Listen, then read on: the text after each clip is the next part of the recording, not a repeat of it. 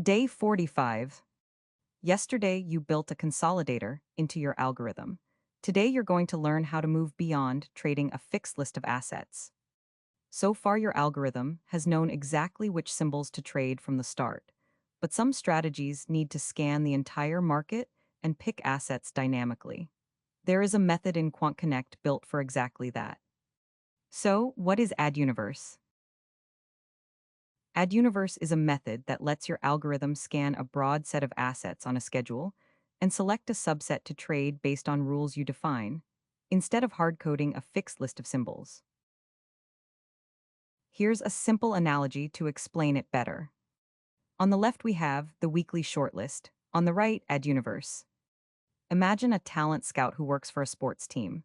Every week they review hundreds of players across the league. They do not sign everyone. They apply a filter, age, position, recent performance, and produce a shortlist of 10. That shortlist changes week to week depending on who meets the criteria. The weekly shortlist here says, do not commit to specific names in advance, let the filter decide. AddUniverse works exactly the same way. On a schedule you define, QuantConnect runs your selection function across a large pool of assets, which in this case is, instead of trading AAPL and MSFT forever, your algorithm picks the top 20 by volume every day and trades whatever makes the cut.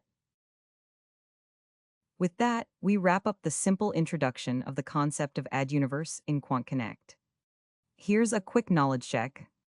AddUniverse lets your algorithm trade a different set of assets each day based on rules, true or false. And the correct answer is true. That is exactly the point. The universe is selected dynamically on a schedule. The assets your algorithm trades can change every time the selection runs.